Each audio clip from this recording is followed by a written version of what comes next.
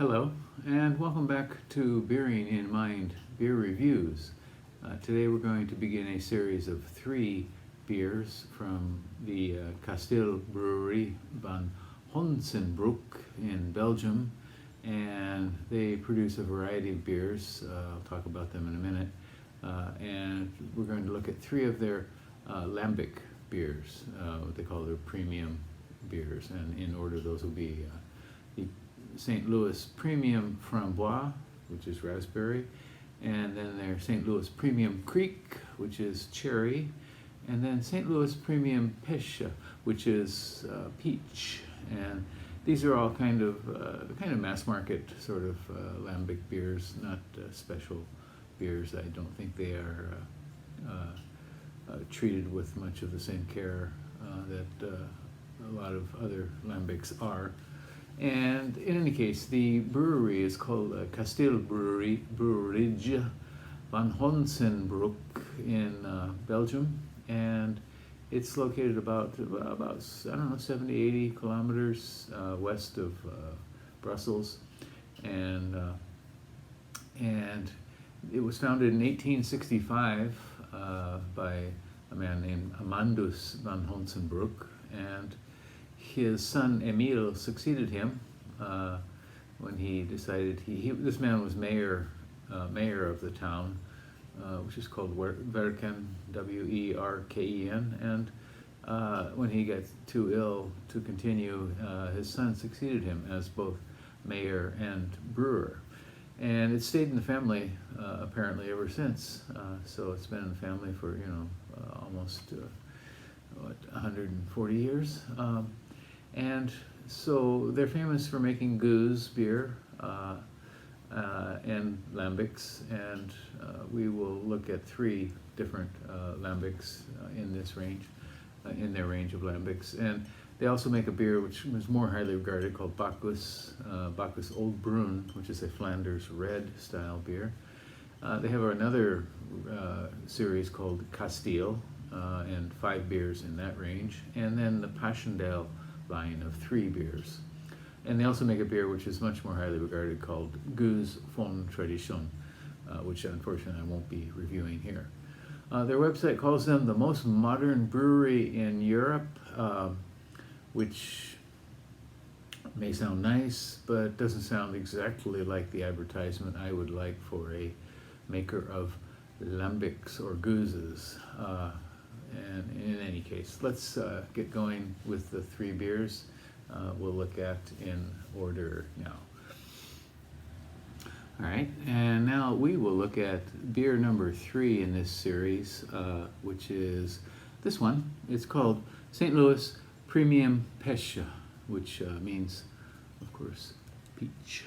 And this is probably the least popular of the three that we are looking at, which are the Framboise, raspberry, and the Creek, the cherry, and this one, the Pêche. It only has 223 ratings on RateBeer, or 223 reviews, an average score of only 2.80 out of 5, the lowest of all the 3, and 18 percentile for all beers, and only a mere 9% for its style, which is a fruited lambic. Untapped, 6,124 ratings, an average score, once again, much higher, 3.46. So this is also the lightest of the 3. It's only 2.6% alcohol, so very, very mild. And the other ones specify 25% fruit content, 25% raspberries, or 25% cherries, and this one does not. So it does not say 25% peaches at all. But let's give this one a go, shall we?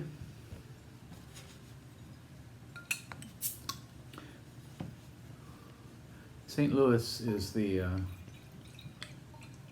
namesake here, and as far as I know, the St. Louis that I know is St. Louis of Toulouse, and where some towns in the U.S. which were settled by,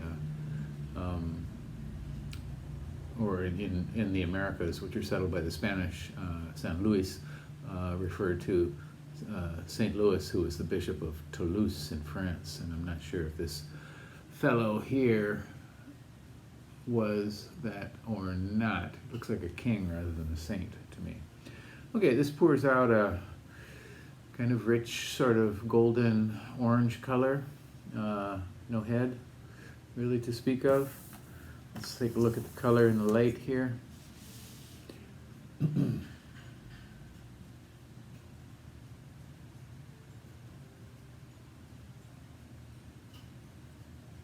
All right, and it does have a peachy nose.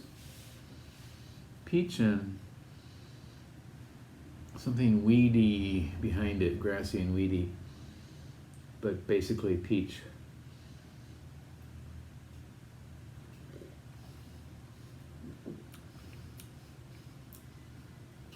Peach, and then something like light orange juice maybe. This one seems to have a little more astringency on the tongue. You feel it kind of grabbing your tongue a little bit more than the other two do. It could be that this has less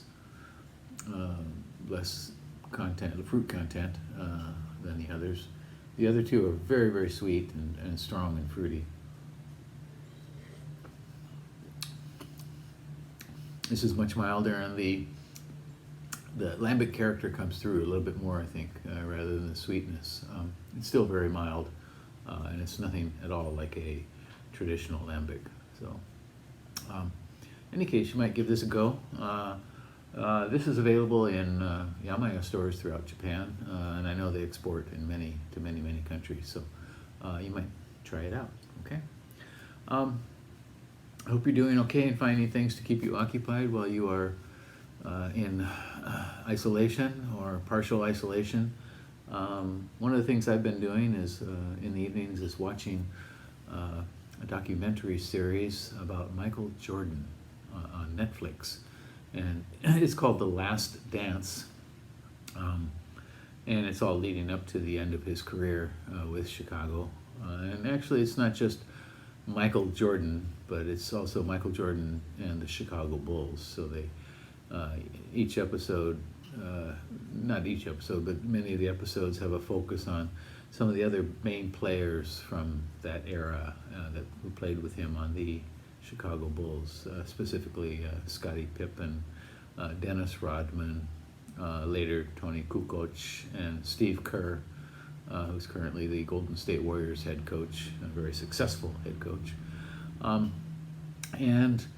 And so they follow these players. You know, Michael's the focus throughout, and you know, his life and his career and how he grew up. And he wasn't that great of a basketball player at first in high school, and then he grew.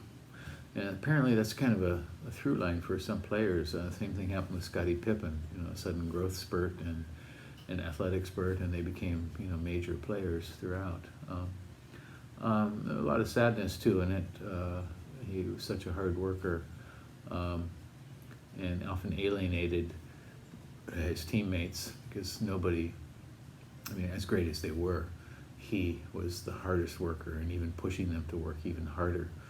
And you know, some players are saying, you know, he wanted us to do better, but they realized that, you know, nobody could really do it as well as he did. They couldn't get to that point, but in any case, a very fascinating documentary about a fascinating guy. And even if you don't enjoy basketball, you might get a sense of how beautiful the game can actually be, and how athletic the players really are in that game. Okay, enough for that. Once again, this is the last of the 3 lambic beers we're looking at. It is called St. Louis Premium Pêche, 2.6% peach lambic from Kasteel Brouwerij in Vanhonsebrouck in Belgium. Give it a go if you happen to see it around. Okay, let me know what you think, and please subscribe to the channel. All right, take care and be well. Bye-bye.